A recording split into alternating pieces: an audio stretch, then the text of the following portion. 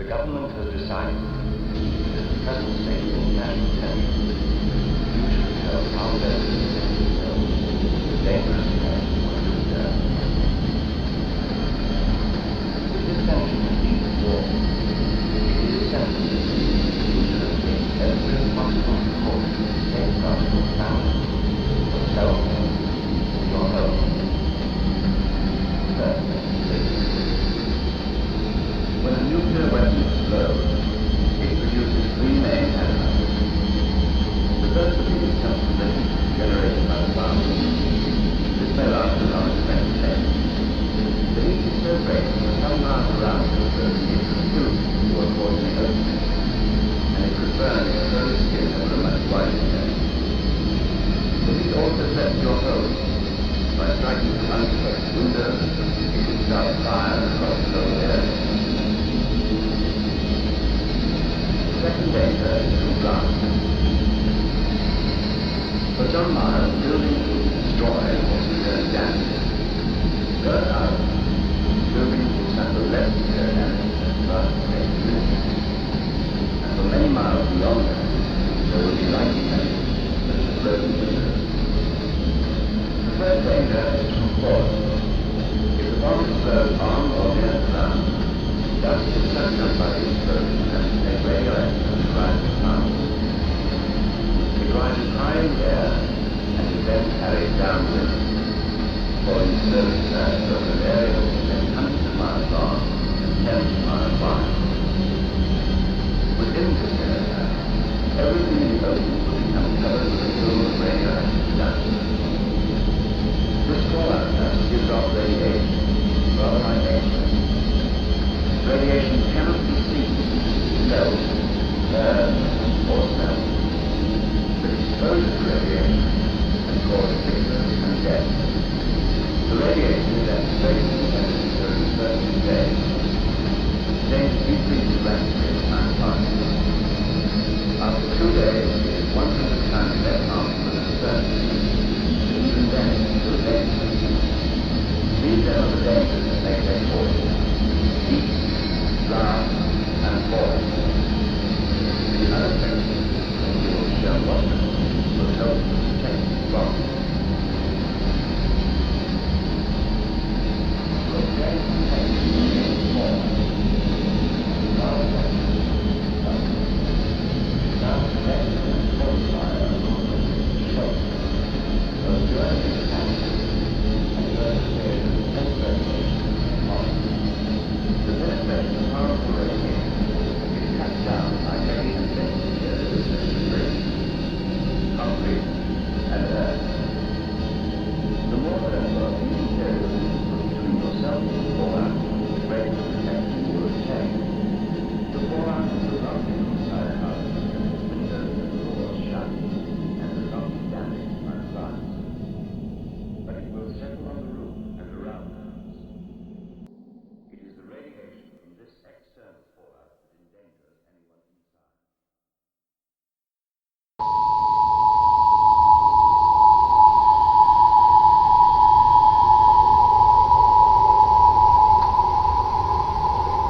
This is a broadcast from the BBC and Her Majesty's Government. Information of a nuclear strike against this country has been received. The public are advised to remain calm.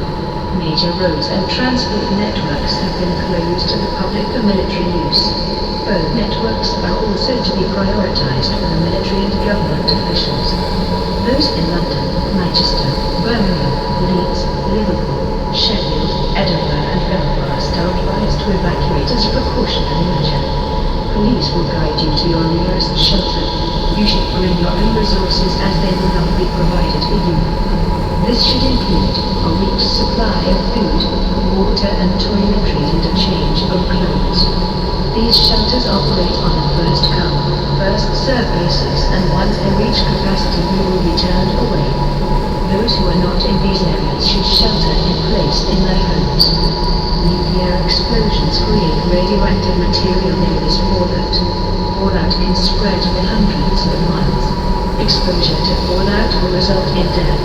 In order to protect yourselves, you should build an inner refuge in the lowest largest and the most central part of your home. Using sturdy, preferably non-flammable resources, you should build a reinforced shelter you and your family can stay in during the worst of the fallout period.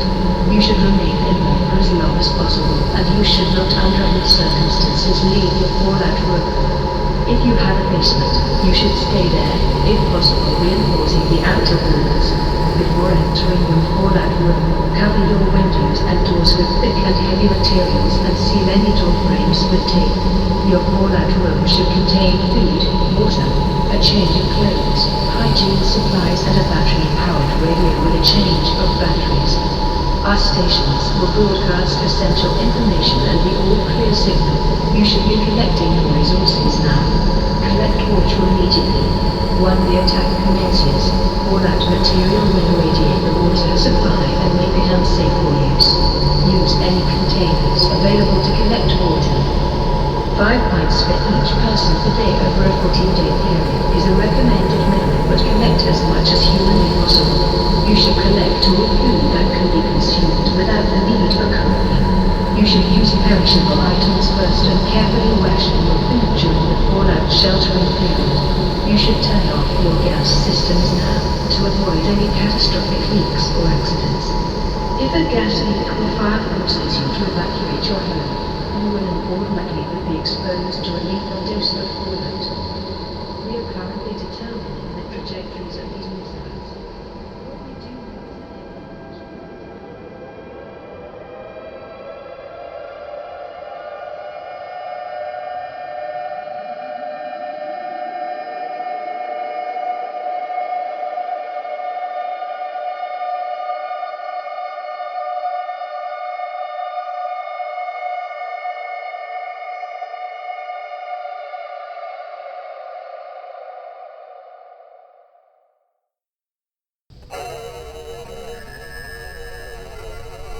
With all radiations, nuclear and otherwise, it depends on the duration and intensity of the exposure.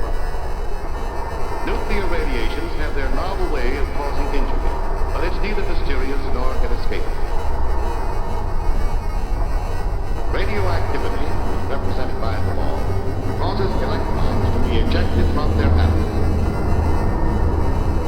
It's an offensive move based on ionization.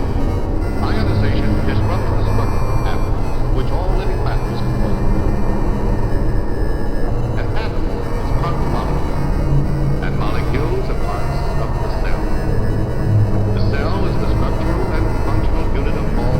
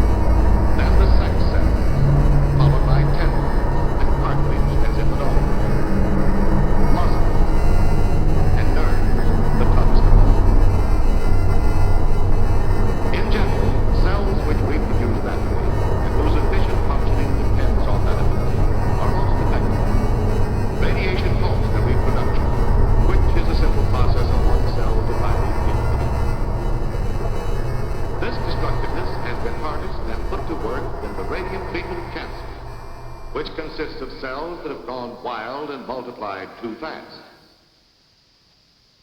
The manifestations of radiation in the body are many and range from slight to severe. Loss of hair, nausea, bleeding, inability of the body to resist other ailments and make its own repairs. These are some of them, and they may be climaxed by the ultimate symptom, death itself. This tremendous cloud becomes a floating carrier, which drops tiny radioactive particles back to Earth.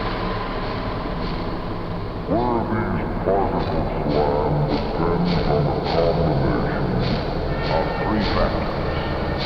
One, their shape and size. Even the largest may be no bigger than a single grain of sand. Two, the height to which the radioactive cloud rises. And three, the direction and speed of winds at various altitudes. Fallout deposit resulting from the combined effects of these conditions is generally divided into three categories: close in, intermediate, and delayed.